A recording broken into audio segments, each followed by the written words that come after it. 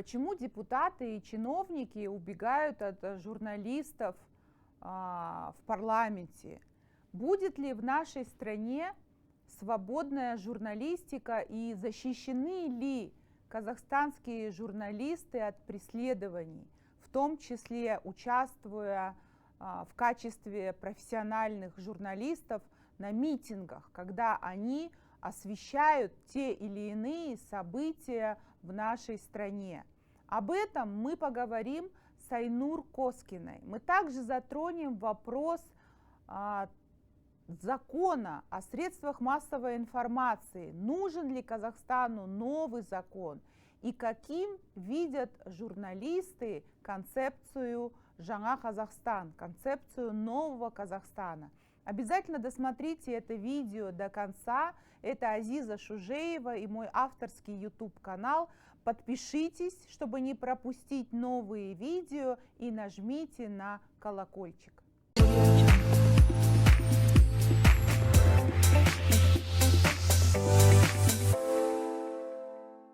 Айнура, вот ты достаточно большой опыт имеешь работы в коридорах власти. То есть ты активно участвуешь на всех брифингах СЦК, ты работаешь на полях парламента, и практически многих руководителей, министров ты знаешь, что называется, прямо как бы из первых уст, да? И ты их видишь, как они коммуницируют, не только с журналистами, вообще с общественностью, как они ведут себя в информационном пространстве.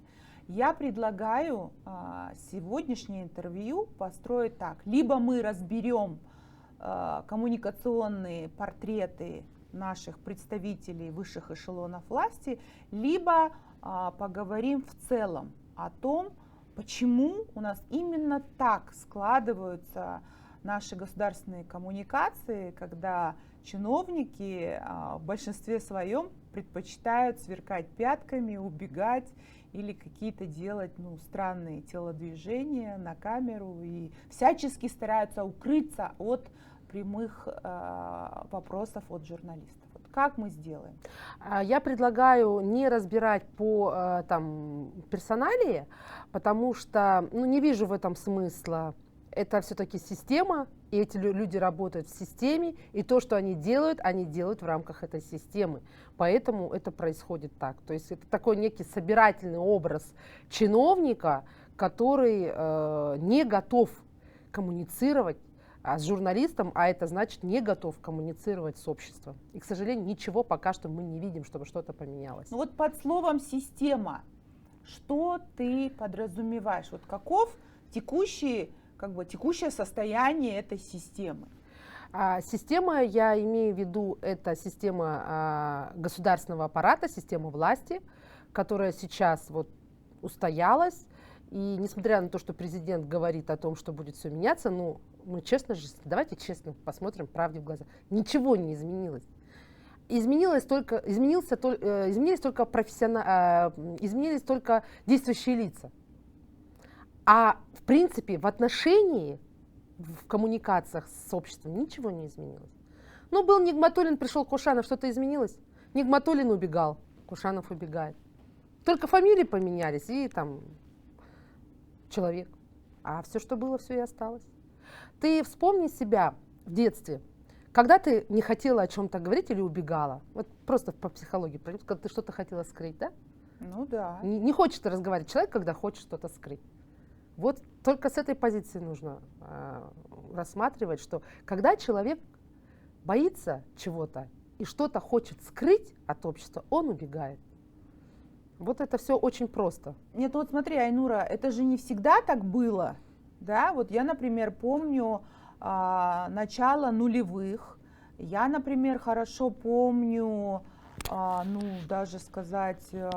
скажу, 2009 год, когда еще тогда президент давал большие прямые линии с президентом были, когда были какие-то большие пресс-конференции. Помнишь, было время таких живых пресс-конференций. Вот с какого момента все стало меняться? Вот ты можешь вот так исторически давай вспомнить вспомним про пресс-конференции президента или прямые линии. Прямые линии — это были заготовленные вопросы.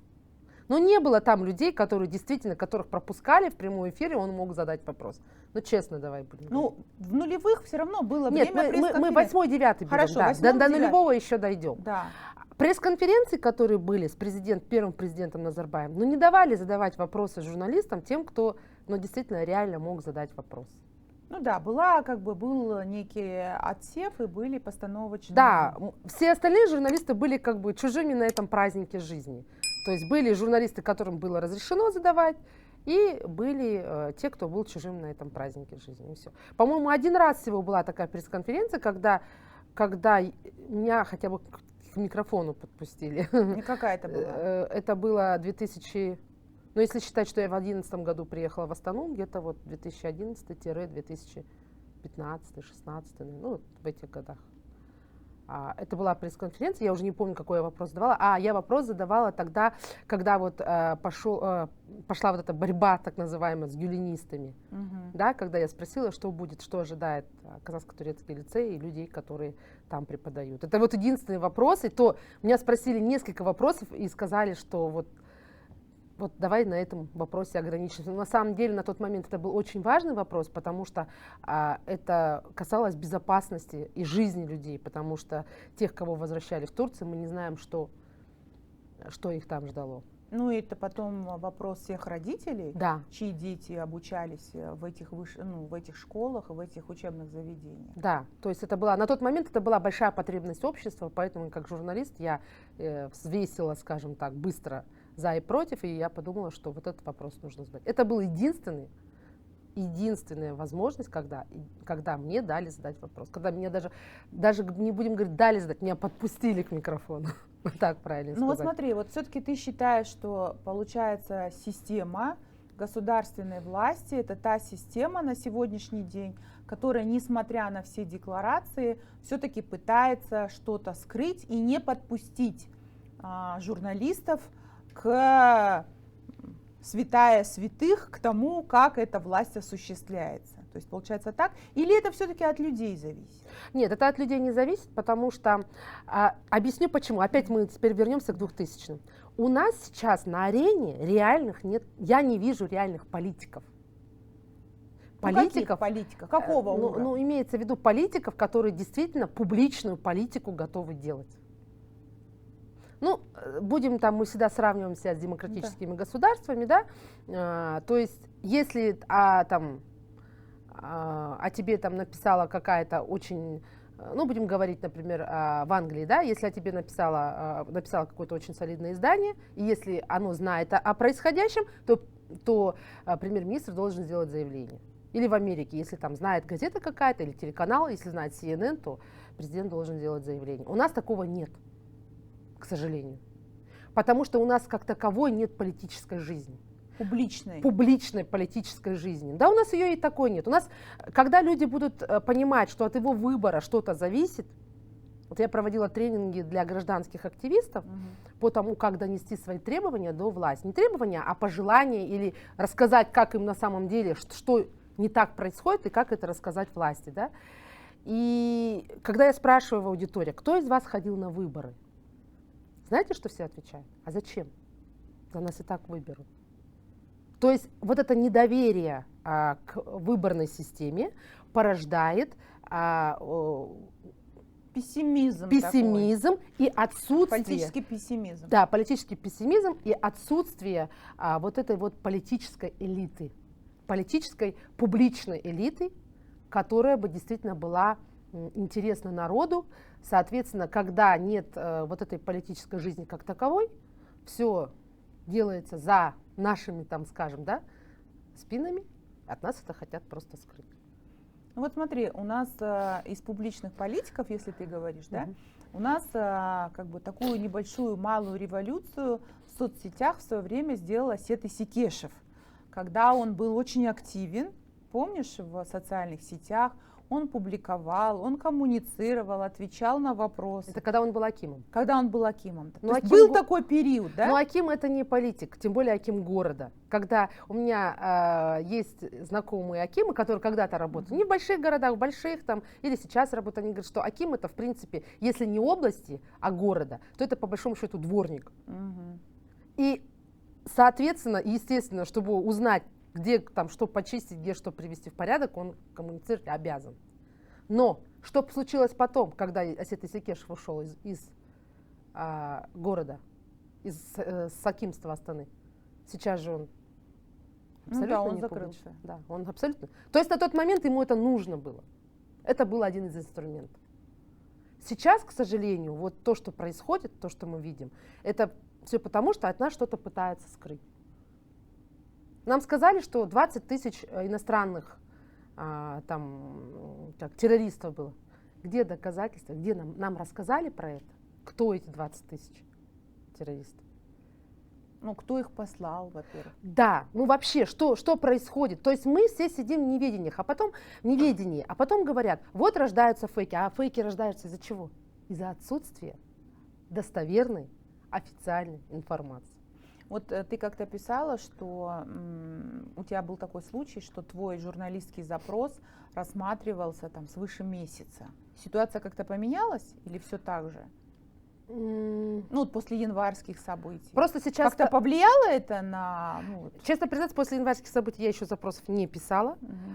Я уже умею работать с открытыми данными. Но тогда часть данных была в закрытом доступе. Сейчас все-таки с цифровизацией немножко у нас уровень лучше стал. Ну, может быть, я перепрофилировалась, я работаю с открытыми данными, и как-то я запросов не делала.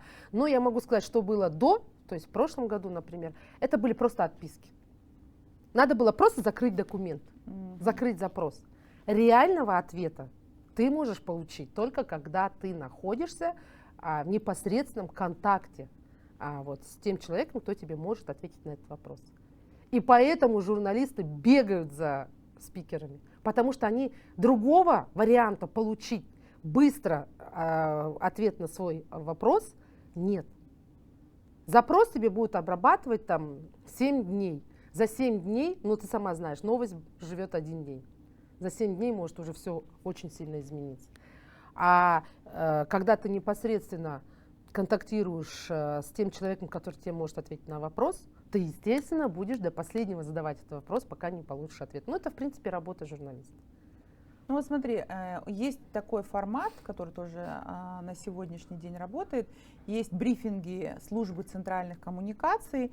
И акимы, министры проводят ежегодные коллегии, так называемые отчетные встречи с участием журналистов.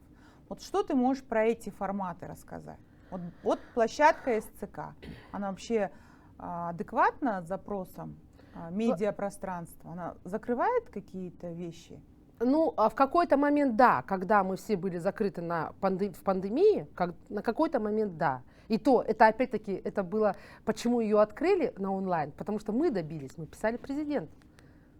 Журналистское сообщество писало несколько писем президенту, чтобы нам открыли онлайн-площадку, потому что, когда началась пандемия, о количестве заболевших мы узнавали из каких-то шоу. Потому что, например, Диас Ахмедшарип, который на тот момент был официальным представителем Минздрава, то там на шоу скажет про это, то здесь. И вот мы сидели с пультом и переключали, на каком канале какое шоу идет. И кто там участвует, Бертанов или кто-то с Министерства здравоохранения. И естественно, что мы были возмущены этим, потому что людям нужна была информация. Люди сидели, особенно когда было ЧП, люди сидели и не знали, что вокруг происходит. И на тот момент, да, это был хороший инструмент. Сейчас уже, когда все открыто, откройте вы. То есть у нас все, что касается журналистов, открывается в последнюю очередь. Когда у нас, помнишь, было ослабление карантина, когда свадьбы разрешили? Да. Разрешили все. Сенат проводил совещания каких-то молодых экспертов, еще. Всех разрешали, кроме журналистов. То есть власть придумала такую очень хорошую вещь. Они просто закрылись от журналистов, мотивируя все распространением коронавируса. И когда я задала вопрос Исмагамбетовой, почему все открыли, а парламент и правительство для журналистов не открыли, она сказала, что это решение принимает санитарный врач управления делами президента. То есть государственный врач, санврач на это не влияет. То есть это очень хороший механизм, который они придумали для себя, чтобы отгородиться от общества. А ведь когда нету коммуникации посредством журналистов между обществом и властью, мы видим, к чему это приводит.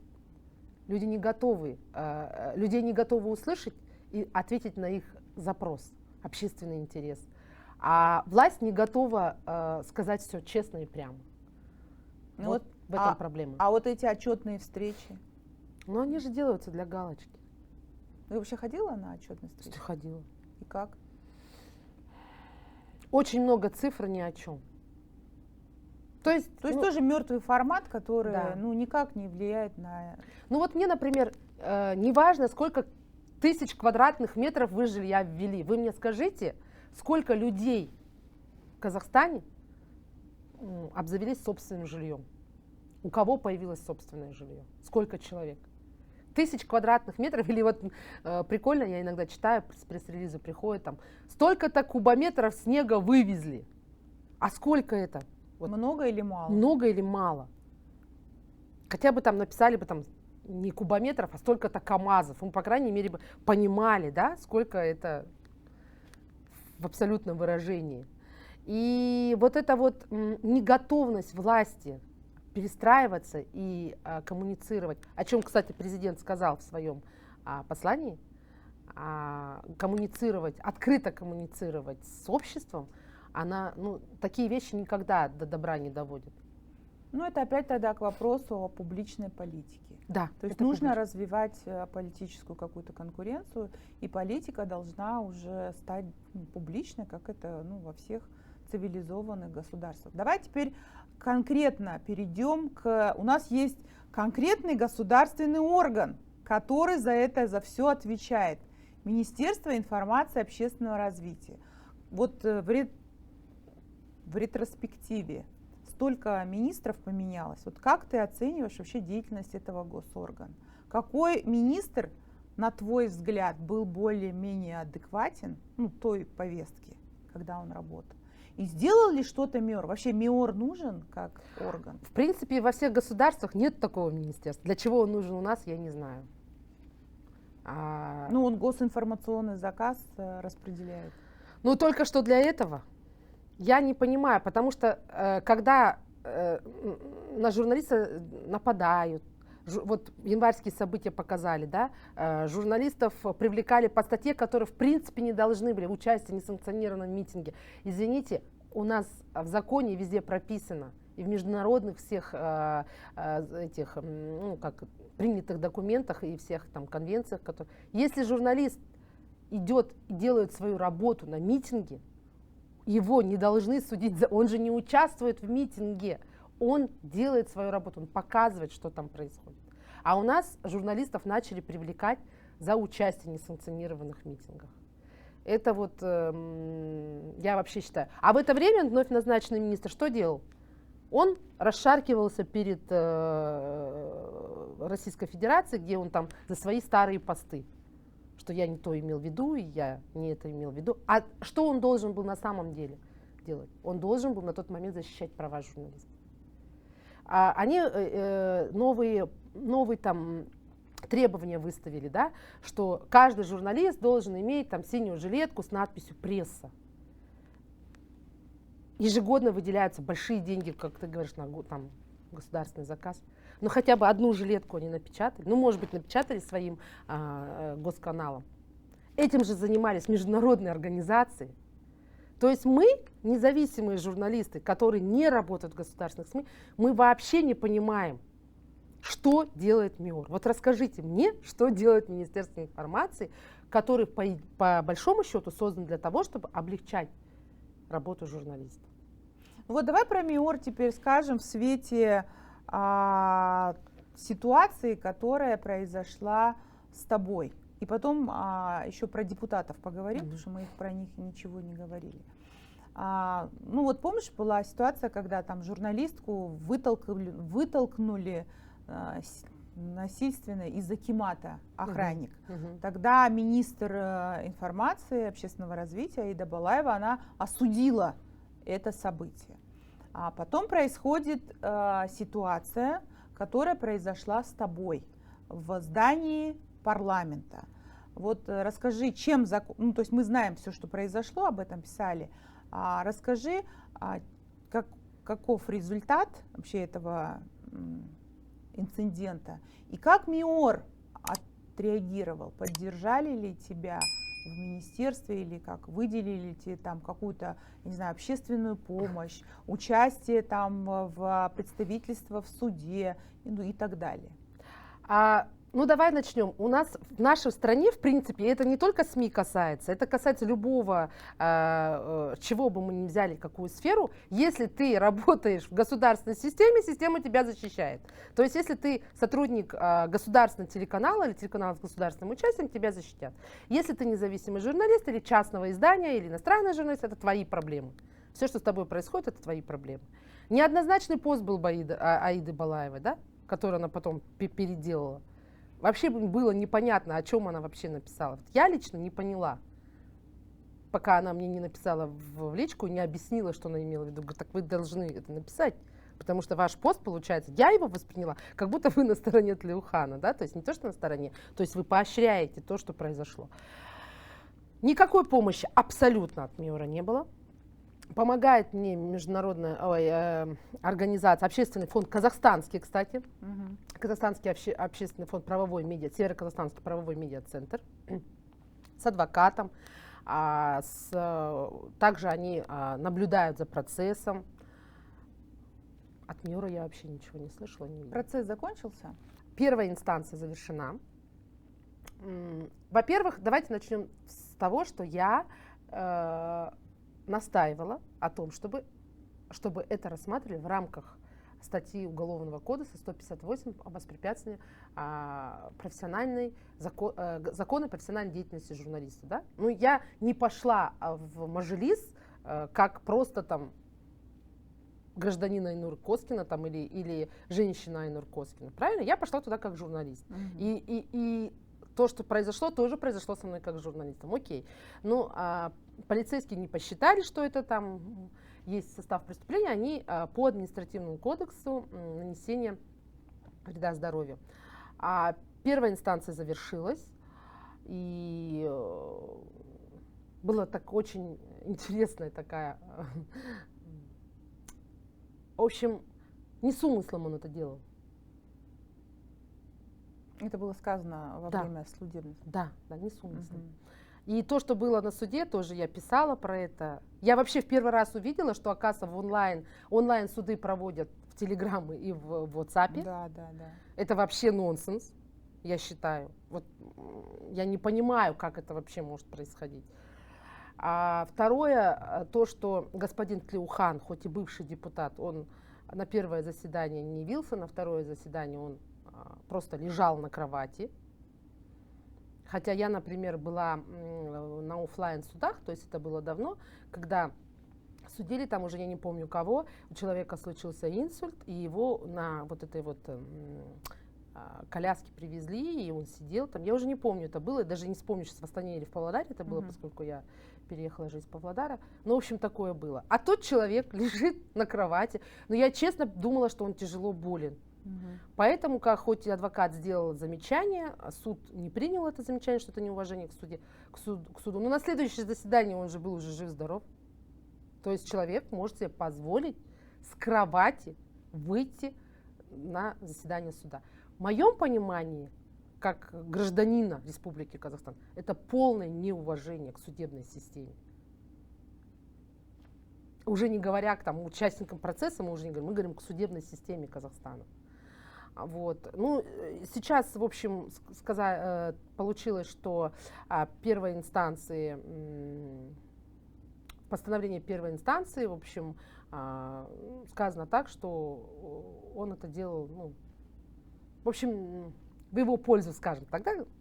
Одним словом. Ну, естественно, что мы будем обжаловать это решение, и я думаю, что пока вот это интервью выйдет, уже будет апелляционное, наверное, заседание апелляционное. То есть вы подали жалобу в, Да. в суд высшей инстанции? Высшей инстанции, да.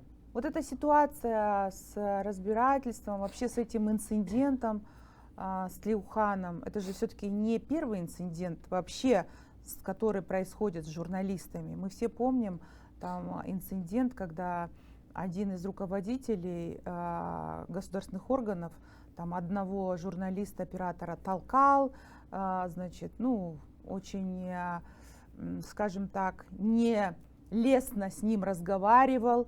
То есть вот такие ситуации, они происходят. Вообще, какой глобальный такой вывод для себя ты делаешь, исходя из того, что произошло конкретно с тобой? Я считаю, что, опять-таки, мы возвращаемся к слову «система», полной безнаказанности, полного вседозволенности со стороны государственных органов. Не готовы они еще меняться.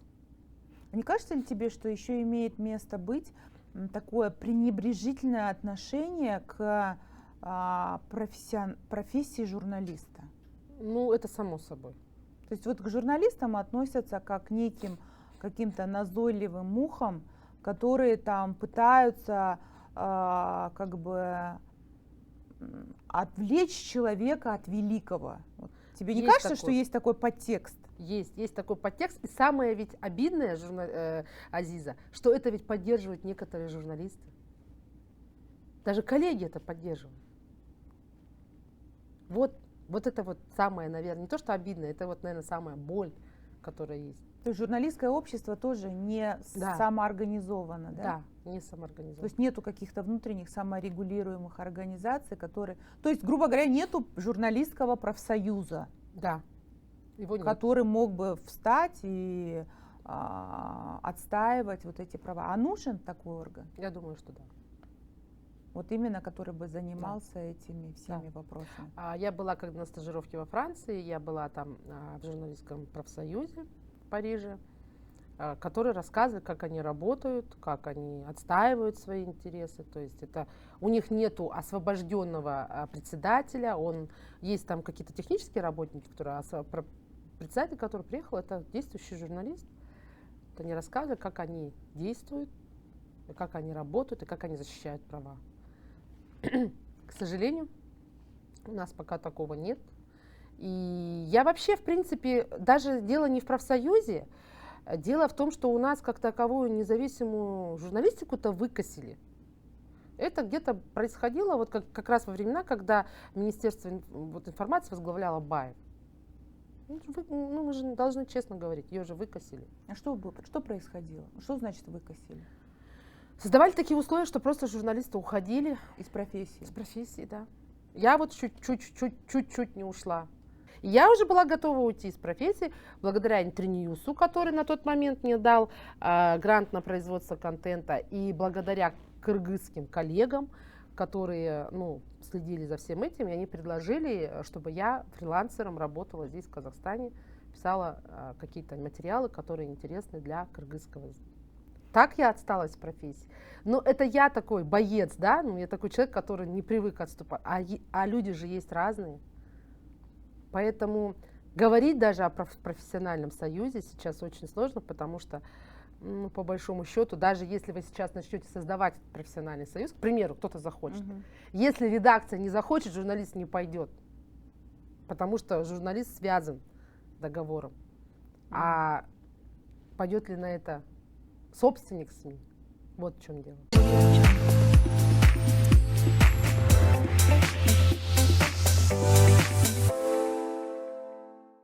Для современного человека банк – это не только место для хранения своих денег или для получения кредитов. Для современного человека банк – это прежде всего надежный партнер, открытый к любым инновациям и к любым идеям и готовый прийти всегда на помощь.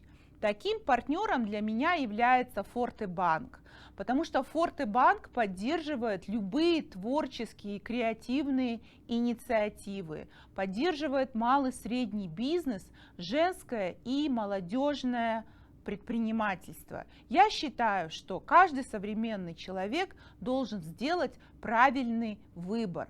Информацию о продуктах Forte банка вы найдете по ссылке в описании к этому видео. Вот я сейчас только что записывала интервью с политологом Артуром Нагметовым, и он как раз тоже говорил, что в пакете реформ, которые должны быть реализованы в рамках вот новой концепции «Жаңа Казахстан», должна быть в том числе реформа по развитию свободной журналистики и расследовательской журналистики как инструмента борьбы с коррупцией. Все верно. Сами люди во власти, которые сейчас вот эту антикоррупционную повестку формируют, они должны быть сами заинтересованы в наличии таких журналистов. Что нужно сделать? Вот что нужно сделать, чтобы журналистика все-таки начала развиваться? Вот как ты думаешь? Со стороны государства. Для этого СМИ не должны быть... Сейчас, на самом деле, вот, к сожалению, так происходит, что те учредители, которые в большинстве, я не говорю, что все, у нас сейчас появились действительно СМИ, которые, за которым, скажем так, никого не стоит, да? Те СМИ, которые есть, чтобы их учредители не использовали вот это СМИ как дубинку. Ну а как это сделать? Ну ты же не можешь учредителю сказать, используй СМИ как дубинку или не используй. Как ты можешь это ограничить? К сожалению, да, такой замкнутый круг. Замкнутый круг получается. Да. Но с другой стороны, знаешь, как инструмент может быть откорректировать вообще право доступа журналисту к информации, открыть возможности, там, я не знаю, вообще сократить сроки рассмотрения вот этих вот запросов. Что еще можно сделать? В принципе, поменять закон о СМИ. Ведь у нас закон о СМИ принимался в каких 90-х годах, когда у нас не было интернета как такового. И он писался под печатные и ТВ-СМИ. Его постоянно как это вот латают дырки, зашивают, заплатки ставят. А он уже принципиально устарел. То есть он вообще сейчас неадекватен. Он уже неадекватен. Нужно просто заново новый закон о СМИ нужен. И уже тогда все вот эти вещи, о которых и ты говоришь, о которых говорит Артур, там надо прописывать. Ну и социальные вот эти сети, социальные медиа, их то приравнивают к СМИ, вроде их как бы приравняли, когда надо, в общем, их приравнивают к СМИ, когда не надо, их не приравнивают. Да, вот я читала решение суда, мне так было смешно, что получается пользователи его не приравнивают, у нас не приравнен к журналистам, понятно, это так должно быть, потому что журналист это человек, который обладатель этой профессии. Вот. Мы же не говорим, что там все могут быть нефтяниками. Все не могут быть нефтяниками, потому что нефтяник это обладатель профессии, или там все могут быть строителями, точно так же и здесь. То есть я читала решение суда, мне было смешно, когда там писали, что в иностранном средстве массовой информации Facebook такой-то гражданин опубликовал то-то. Ну это вот что-то вот действительно, это должен принципиально новый закон о СМИ быть. Да, но сейчас появилось очень много, допустим, телеграм-каналов. Я не говорю там про анонимные, но есть авторские телеграм-каналы, открытые, YouTube-каналы, которые распространяют, которые проводят расследования. Они, получается, тоже абсолютно они вообще ничем не защищены. Как журналисты, вот как они могут работать? Они не журналисты, вот как им работать? Если, например, у него нет диплома журналиста, но он делает авторский контент, он его делает те же расследования и размещает его в Телеграме и на Ютубе. Вот как его ассоциировать? Ему-то в какой профсоюз вступать? Как ему добиваться защиты прав, информации и защищать свои права? Да, информации, потому что они-то идут по закону о доступе к информации, у них там вообще все плачевно, там 15 рабочих дней. Я думаю, что принципиально новый закон о СМИ нужен, в котором должно быть все прописано. И, конечно, министерство, коли оно у нас есть, да, уже мы давайте будем мириться с тем, что есть, оно должно принципиально изменить подход к работе. Для чего? Они должны себе поставить, кто мы, что мы и зачем мы. Для чего они нужны? Просто для того, чтобы распределять госзаказ? А госзаказ, ты думаешь, работает вообще? Вот я не понимаю вообще смысл госзаказа. Вот смотри, 45 миллиардов тратится на различные государственные СМИ, различные где-то как-то публикации, там какие-то, я не знаю, ролики, какие-то там соцсети, еще что-то. Ну вот январь показал же, что ну, эффективность этих ежегодных расходов, она фактически равна нулю. Да, один дикий Арман со своим ТикТоком сделал всю эту работу, на которую тратятся очень большие деньги. Да. К сожалению, так, да. Потому что эффективности нету индикаторов эффективности распределения этих средств, то есть использования этих средств. Ну, знаете, я вообще не понимаю, вот я опять-таки приведу в пример Францию, потому что я там была на стажировке, и там я очень детально изучала. У них нет госзаказа, у них есть распределение средств налогоплательщиков для СМИ. То есть, если вы, Аида, открыли журнал, скажем, который пишет про жизнь кошек, там, собак, там, уход за ними, и у вас, например, есть аудитория в 5000 тенге, в 5000 человек, там какие-то, ну, грубо говоря, 5000 тенге вам будут платить, потому что какая-то аудитория у вас есть, это налогоплательщики. Если там я крупный телеканал, у которого там есть тоже своя аудитория, естественно, я буду получать больше. Но получают все, в зависимости от рейтинга. И самые большие получатели у них те каналы, которые публикуют расследования, не публикуют, а делают расследования, телеканалы, которые делают расследования. То есть они заказывают продакшн-студиям расследования, за счет этого у них поднимается аудитория, за счет этого у них больше этих средств. То есть государство само стимулирует проведение журналистских расследований? Да, да. По такой схеме? Да. Есть, конечно, СМИ, которые принципиально отказываются от этого. Почему нет? Тоже. Ну, которые принадлежат каким-то группам, например. Нет. Там есть частные? Там есть закрытые, например, сайт, который по подписке. Ты можешь расследование, если тебя интересует, по подписке там. Платная подписка? Платная подписка, ну там 2-3 там, евро в месяц, или, там, сколько там, год, я не знаю. Ты покупаешь пакеты, читаешь их, почему нет? Они принципиально не берут. Это их принцип. Ну, они с населения и так Да. берут, зачем двойное брать финансирование? Они там же все частные, эти СМИ. Просто какие-то получают больше, какие-то получают меньше. Есть государственное участие, но они все равно на общих основаниях идут. Какой-то конкурс проводится? Не конкурс, это саморегулируемая организация у них, журналистская, которая по рейтингам смотрит. Вот, там, у тебя 5000 этих кошатников, и Читателей, да. читателей, кто вот любит там, про кошек и собак читать. А у меня, например, 5 миллионов. Ты получаешь 5000 тенге, а я 5 миллионов. Отлично, интересно. То есть Да. в зависимости от аудитории. Аудитории, да. Соответственно, конечно же, у них идет борьба за каждого человека, читателя. То есть они уже знают, что нравится их аудитории. То есть это ведет к развитию СМИ. А у нас, к сожалению, деньги госзаказа ведут к деградации СМИ. Потому что они знают, что им придут эти деньги, им ничего для этого делать не надо. Ну и пишут, соответственно, Да. ну просто закрывают госзаказ. Да, закрывают. Который, вот очень хорошее слово. который не востребован у людей. Ну просто делают контент для себя.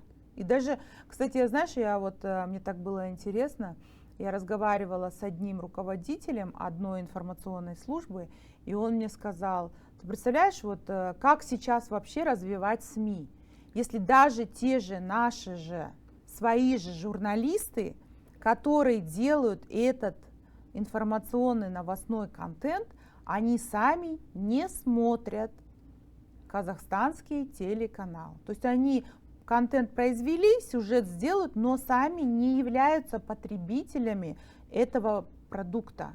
И не только этого телеканала, ну вообще. Ну, то есть он отработал, стендап записал, прописал, а сам он эти новости не смотрит, другие новости тоже не смотрит и получает информацию из социальных сетей. Ну, к сожалению, вот. Я вообще скучаю по тому времени, когда Хабар действительно был, помните, да? Было такое время, когда Хабар действительно мы все ждали, потому что это были реальные новости. Это во времена Перекрестка еще? Да.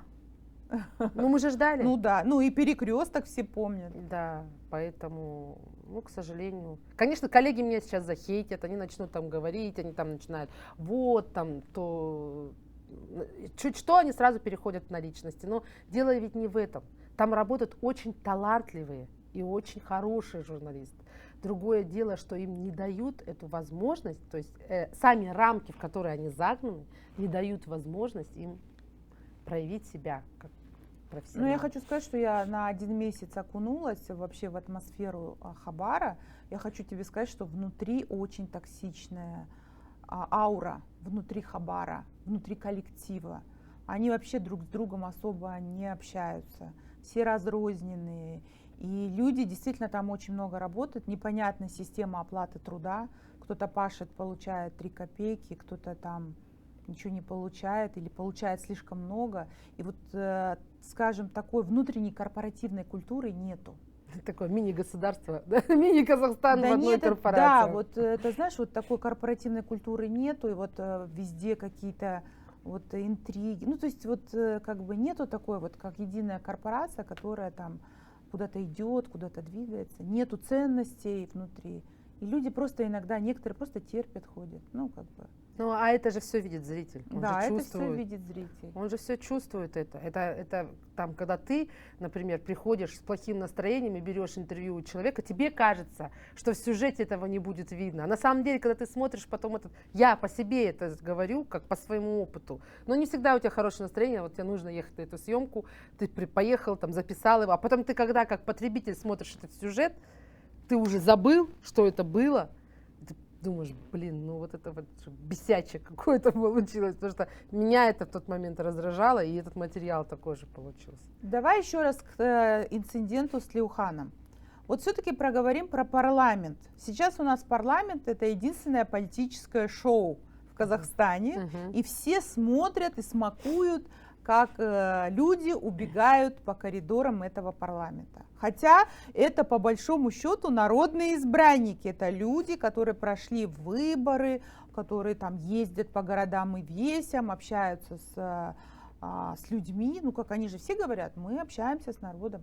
Почему вот эти вот бега происходят именно в парламенте?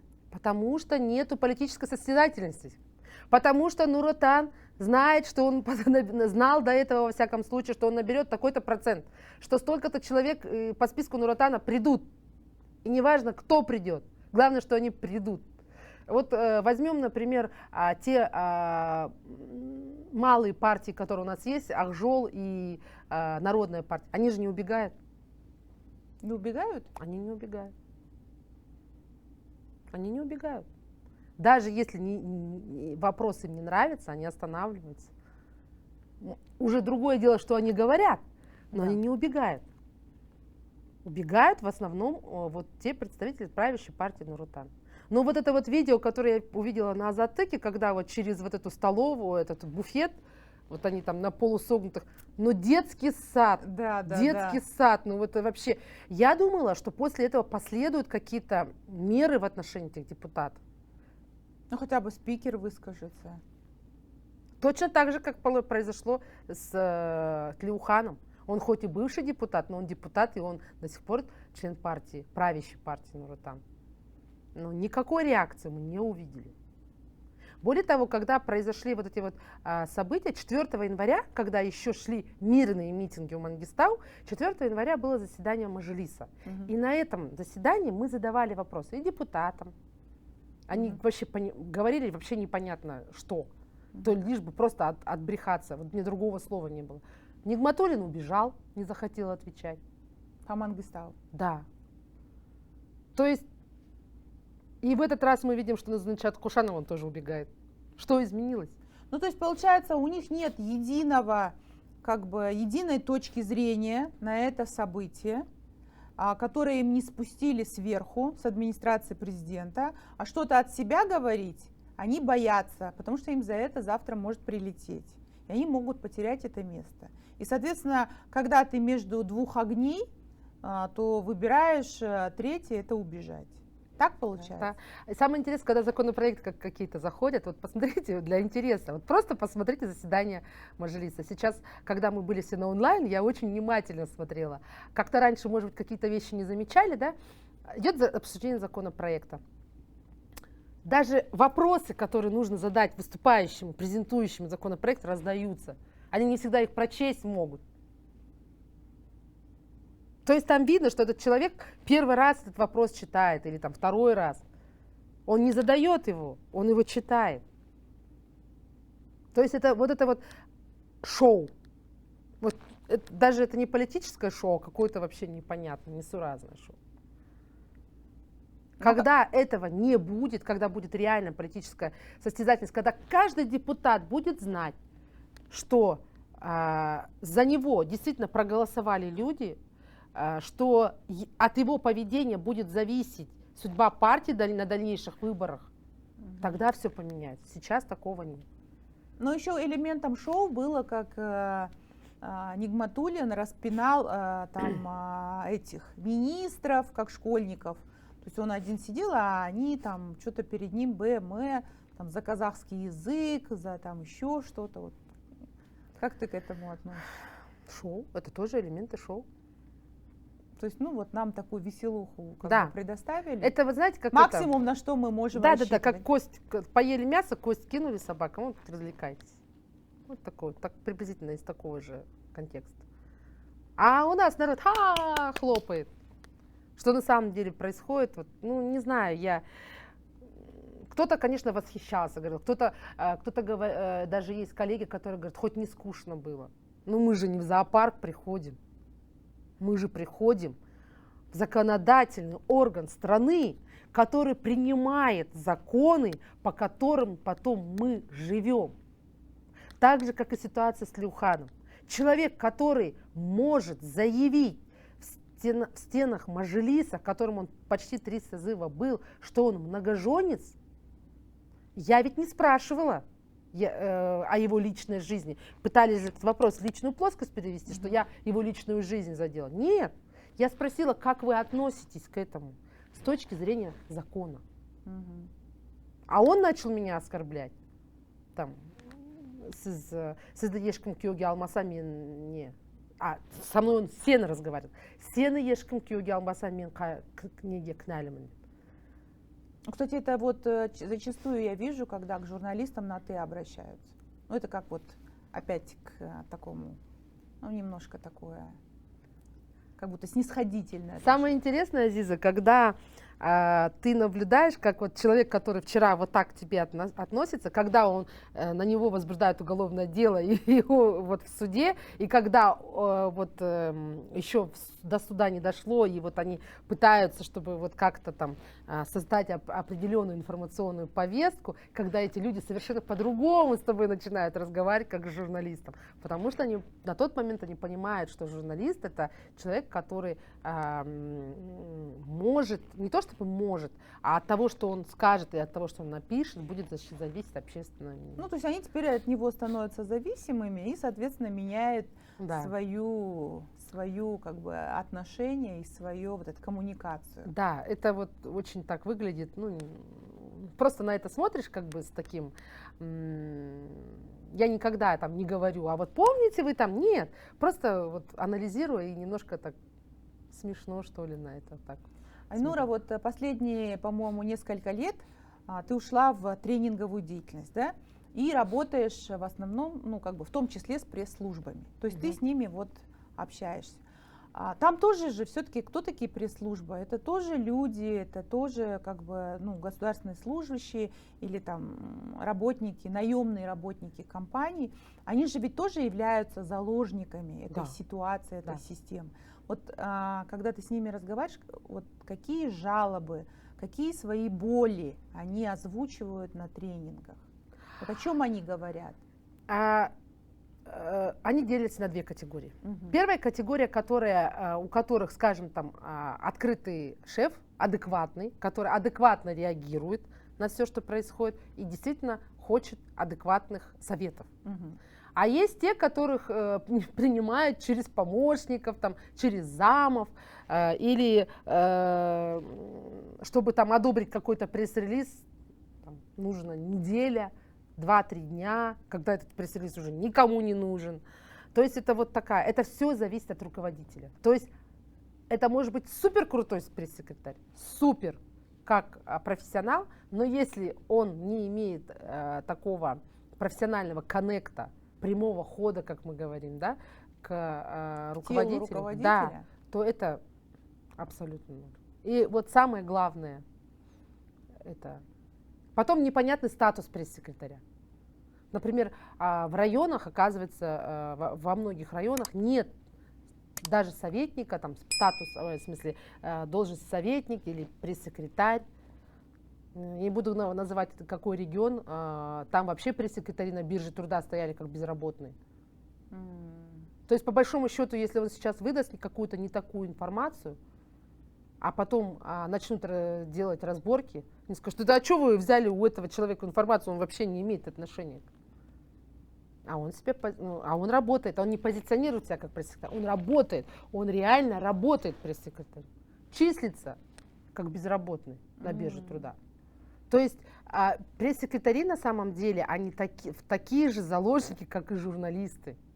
То есть без вот эта вот улица с двусторонним же движением, без урегулирования статуса пресс-секретаря не будет и дальнейшего коммуникации между вот этим госорганом и журналистом.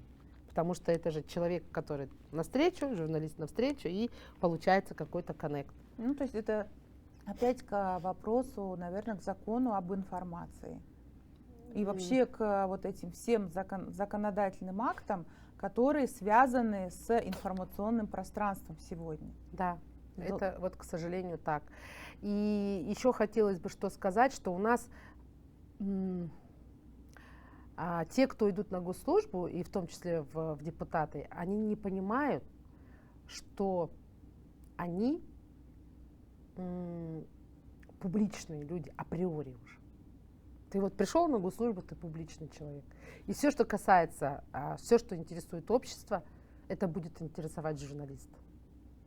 То есть мы знаем, что тот же Бекбулат Тілеухан участвовал в разработке закона о бытовом насилии, да? И естественно, что как он относится к этому, то есть не вложил ли он в этот закон свое личное отношение там, к тому же там, многоженству или еще что-то. Или он все-таки как человек, который делит личное и профессиональное, разделил их. Мы же не можем этого знать. Поэтому вот так происходит. Мне, например, как человеку, как гражданину, вообще абсолютно все равно. И меня сейчас не интересует, и тогда не интересовала его личная жизнь. Меня интересовало, как человек, который принимает законы, может публично заявлять, что он не совсем законом. В законе же, ну как бы, да, живет. Там же написано в законе у нас, что человек, который не имеет права вступать в брак, будучи уже с кем-то в браке. Ну, у нас есть, видишь, у нас есть так называемые религиозные браки, которые тоже не имеют пока до конца понятного правового статуса. Но мы светское государство. Да, но мы светское государство. У нас есть законы о семье и браке. Но сейчас очень много религиозных браков, которые тоже на это все наложились, и их правовой статус, он не определен. То есть, и, соответственно, получается, в связи с тем, что вокруг брака очень много неопределенностей, которые не урегулированы законом, вот этот закон о семье и браке, он тоже не соответствует тому, что мы имеем на сегодняшний день. Вообще у нас очень много законов, которые морально устарели, жизнь уже далеко давно ушла. И вот эта вот как бы среда неправовая, она вот и формирует разные чтения, разные толкования. Каждый там по-своему это воспринимает, кто-то так, кто-то так. И у людей вот такое получается как бы... Ну да, но ведь давай все-таки вернемся. Бекбулат Тілеухан был депутатом от правящей партии, депутатом парламента, законодательного, ну давайте уже будем законодательного органа страны, от правящей партии светского государства Республики Казахстан. То есть получается, что депутаты и государственные служащие, прежде чем говорить об исполнении законов, они должны с себя начинать. Каждый человек должен начинать с себя. Прежде чем говорить, там, да, вот когда мы про коррупцию говорим, вот у нас там страна коррупционеров, а ты с себя начинай, не давай взятку на дорогу. Соблюдай правила. С себя начинай. Ну, Все делай по закону сам. Но у нас почему-то людей, которые живут в обществе, хотят заставить жить по закону, а жить по закону самим, ну они же исключительные. Вот это и порождает все, что у нас сейчас происходит в стране, это именно этим и порождено. Ну, такое получается как бы лицемерие или ханжество, да? Ханжество, Такое тотальное государственное ханжество, когда чиновник приходит, но он одним своим видом выглядит не на свою заработную плату. И те, кто его смотрят или слушают, они это все считывают. И, соответственно, у людей формируются вопросы. На что он живет, ну, как бы... Опять-таки, вот в соцсетях же говорят многие чиновники, а что вы там обсуждаете? Это мое личное дело. Там хочу ношу, хочу не ношу. Хочу живу с разными женами, хочу не живу. Вот как ты к этому относишься? Ну, то есть, вот может ли госслужащий себе такое позволить? Как бы право на такую личную жизнь свою. В смысле, право личную жизнь вне закона?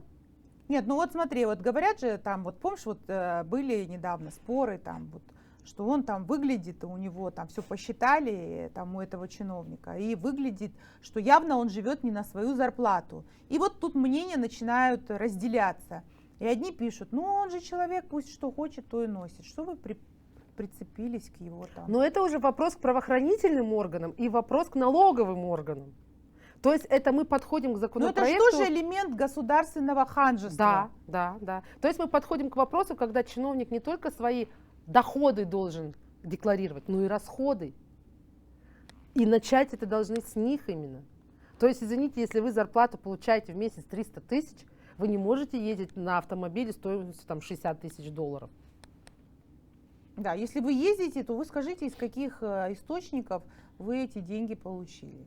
Да. Ну, поэтому вот это вот все, и ведь люди это все видят, люди видят это все на протяжении 30 лет. И мы получили то, что получили. К этому же, ну, вот это то, что люди вышли, вот начали, давайте мы будем сразу, я всегда говорю, мы сразу делим мирные митинги и то, что происходили беспорядки, потом с мародерством и всем остальным. И люди же это видят.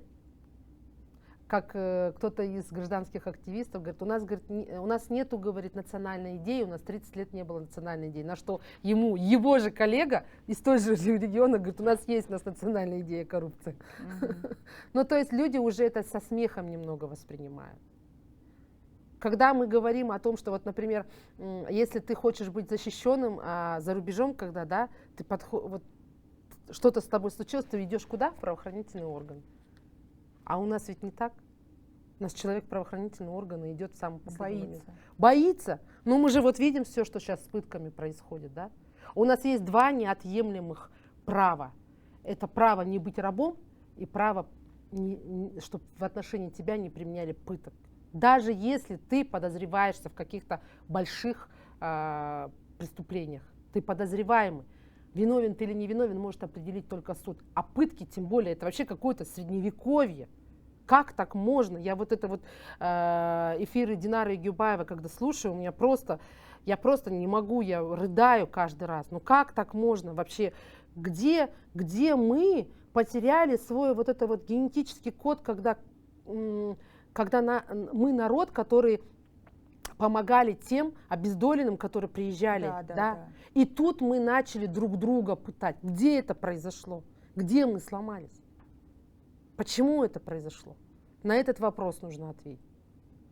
И пока не будет объективного и строгого наказания, и объективных расследований, публичных, самое главное, публичных, объективных вот этих вот судов, которые будут строго наказывать тех, кто применял пытки по отношению к людям, те, кто вышел на те же митинги, или, я не знаю, там же были случайные люди. Мы сейчас узнаем, что были случайные люди, которых просто там пытались под давлением выбить какие-то показания.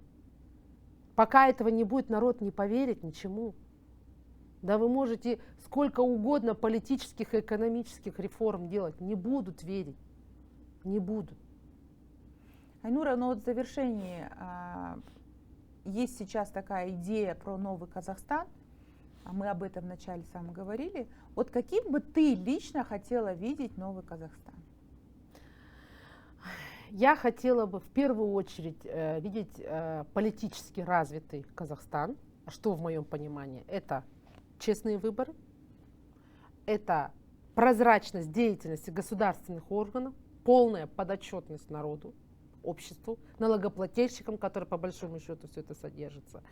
Это все открытые, возможные, какие есть базы данных, имеется в виду то, что касается не личности, а именно что касается государственных органов, куда расходуются средства, как расходуются средства, чтобы они были полностью подотчетны народу. Я вижу, конечно же, новый закон о СМИ, который защищает журналистов. Ну и, конечно же, экономическое благосостояние каждого казахстанца. Ну, чтобы у нас не голодали дети. И, конечно же, образование, уровень образования. Все, что мы видим, все, что сейчас происходит, это низкий уровень образования. Все-таки раньше мы всегда экономику ставили вперед политических изменений, сейчас должно быть наоборот. Люди уже не поверят тому, что будут говорить только про экономику, скажут там экономика, а потом политика. Нет, нужны действенные меры. А для того, чтобы люди поверили в новый Казахстан, начинать надо с того, что люди должны понять, что они защищены, что они живут в правовом государстве. А не в государстве, кто заплатил, тот прав, или кто у кого власть, тот прав. Так не должно быть. То есть, и тогда, почему, говорят, у нас нет уважения к власти? А почему ее нет? Потому что власть не уважает свой народ. Вот когда власть начнет уважать свой народ, тогда и народ ответит тем же. Я думаю, что я себе вижу такую страну. Но мне хотелось бы жить в такой стране, где я бы не боялась за безопасность себя, своих детей, своих, возможно, будущих внуков, Аллах-Жасса. И моя, например, старшая дочь, ты знаешь, она училась за рубежом, она закончила бакалавриат, магистратуру, она вернулась сюда, потому что она считает, что если не мы, то кто будет это что-то менять в нашей стране. И просто говорить про патриотизм, это, как говорил Жванецкий, кажется, да, писал, когда наши руководители начинают говорить про патриотизм, значит, они что-то хотят от нас скрыть. Не просто говорить про патриотизм, а действительно делать что-то для того, чтобы люди зажили по-другому. Ну, вот я как журналист, да, я же езжу везде, и в регионах бываю, и в таких вообще бываю местах, где, когда бывает же такое, вот, например, с акимата кого-нибудь просишь, поехали, вот мне нужно, чтобы ты там был, потому что я же не представитель власти, а я хочу про это. Они даже не знают, что такие закоулки вообще даже в столице существуют, и что люди так живут. Да, согласна. Они не знают, что так живут. Ну вот за нашим Артемом, пожалуйста, Сейфуллина. Юго-восток весь. Юго-восток, да. Весь юго-восток.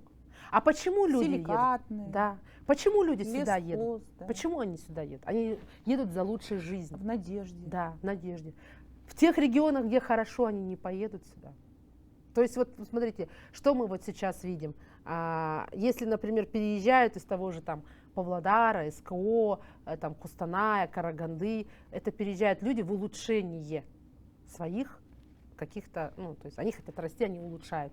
А те, кто едут с юга, они просто едут за тем, чтобы элементарный, базовый какой-то набор каких-то своих экономических потребностей можно было. Знаете, как показатель, буквально вот после январских событий я пошла в Магнум, передо мной стоял парень, где-то лет 30. Я вижу, что это рабочий человек, потому что у него специальная обувь такая, которую на стройке одевают, может, он даже сварщик, чтобы там не попало что-то. И он покупает лук, макароны, подсолнечное масло, хлеб и морковку. Рис. И в магазине же стоишь, в очереди иногда разговариваешь, я говорю, неге, говорю, там хотя бы курица бірдеңке алмайсың. Қазір мына жерде мен курица жесем, или мен ет жесем, ауылдағы менің балаларым оны жемейді. То есть не должно быть так, что человек, который работает, который действительно производит материальные блага, у него стоял выбор накормить детей или поесть самому. Если человек работает, если он действительно работает и работает хорошо, почему ему не платят адекватную заработную плату? Почему у нас очень много тех же, вот когда крановщики бастовали, да, я тоже там была, почему с ними не заключают трудовые договора, которые защищают их? То есть в любой момент может выйти тот, кто его нанял, и сказать: все, можешь сегодня идти, а он ничего не докажет, у него нет трудового договора. Ну, он упасть может, получить Да. производственную травму. Да, Таких же ничего случаев этого тоже нету, много. да. Вот когда действительно, и когда начинаешь там в акимат, да, они сами виноваты, они не заключили договор. Но, ребят, не они виноваты. Государство не обеспечило так, чтобы, во-первых, люди знали свои права, это первое, потому что человек, если знает свои трудовые права, он про остальные права тоже свои задумывается. Второе, вы не работаете с работодателями, который должен защищать права этого человека. А кто этим должен заниматься? Простой человек, который пойдет устраиваться на работу? Нет. А до чего вы, целая государственная машина, сидите, чтобы вот этим не заниматься? То есть это очень большой клубок проблем, которые нужно решать и которые нужно, как сказала моя одна коллега из Лондона, ну елки-палки, говорит, вы, говорит, такая богатая страна, вы же могли жить, говорит, не хуже, чем в Эмиратах. И вас мало, самое главное, вас мало же, говорит. Вас же по численности меньше гораздо, чем в других странах. Вы же могли все жить так, как... Но, к сожалению, у нас живут. Ну, откуда у нас такой список миллионеров и обладателей золотых виз в Англии? Это они что, потомственные какие-то, я не знаю, там, князья, барины или еще кто-то? Это же было все заработано здесь. И каким образом это все заработано? Сегодня я в Facebook листала, и там кто-то публикует, что очень много стало в Алмате и в Астане продаваться коттеджи. Я такие цены увидела. 2,5 миллиона, если в долларах перевести, 2,5 миллиона долларов, 5 миллионов долларов, ну это же вообще что-то. Ну, вот ты работаешь всю свою жизнь, я работаю всю свою жизнь. Ты смогла бы себе накопить честную работу? Конечно. Конечно, нет. И тогда вопрос получается. У меня очень много знакомых среди бизнесменов, действительно реальных бизнесменов, которые реальный бизнес делают. И когда их спрашивают: почему ты себе там не купишь там на Канарах, на Мальдивах, а зачем? Я же это все в оборот вложу. Да, да. Деньги порождают деньги. То есть вот у меня вопрос: кто обладатель этих коттеджей? Откуда? Почему тот же Ахмеджанов не пойдет, ну, он сейчас, который, как это, бывшая финполиция, как она сейчас называется? Антикоррупционное, да, ведомство. Ну это же просто берешь и смотришь, что это за коттеджи, кто там проживает. Или там департамент по экономическим расследованиям. Откуда такие деньги человека? Ну, все, ко всему очень много вопросов. Но народ ни во что не поверит, пока не будет честного и объективного разбирательства, что это было в январе. Что это было, что произошло. Не будут наказаны те люди, которые применяли пытки. Уже люди, ну, время уже то, мы уже другие. Прежними мы уже не будем. Айнура, ну смотри, вот сейчас то, что ты обозначила, это большой пакет реформ, которые надо, ну, не за один год, в течение там нескольких лет проводить. Вот как ты думаешь, текущая, вот давай к личностям. Вот мы ушли вначале от личности, вот все-таки закончим на теме личности. Текущие личности, руководители, которые сегодня сидят, это же все те же самые. Они вообще потенциально смогут это все реализовать? Или все-таки нужно, как по грузинскому методу, всех снести и привести новых? Я думаю, что человек, который не сделал этого до этого, вряд ли сделает это сейчас. Но это мое убеждение, я не знаю. То есть, возможно, есть кто-то, кому просто, ну скажем так, были какие-то там объективные, субъективные причины, что он не мог там показывать и выражать там собственного мнения или показывать, что он действительно умеет, возможно. Но в основном вот это вот, это как вот вам выделили деньги на строительство автобана, а вы взяли эти деньги и истратили. То есть вам нужно построить автобан, а вы не автобан строите, а старую дорогу пытаетесь латать. Приблизительно так. Автобаном она не станет. Она будет той же дорогой, просто немножко залатанной, без явных там каких-то дырок. Но автобаном Ну, она на не станет. время. На время. Это до следующей латки. То есть я думаю, что должна быть вот это вот как... Ну смотри, разве мы не реформировали до этого Самрук-Казну? Да. Мы сколько раз Трансформация была. Сколько раз была эта трансформация? Что-то изменилось от этого? Ничего не изменилось. Поэтому люди так это и воспринимают сейчас. Когда мы увидим реально, что действительно реально что-то делается, что-то какие-то реальные дела, тогда, может быть, мы поверим в то, что есть. К сожалению, пока то, что вот есть, скажем, те личности, которые сейчас есть на арене, ну, я как Станиславский скажу, не верю. Хочу, очень хочу верить, но не верю. Как оно будет дальше, не знаю. Но во всяком случае реформа правоохранительных органов в первую очередь она должна быть мощная, всеобъемлющая.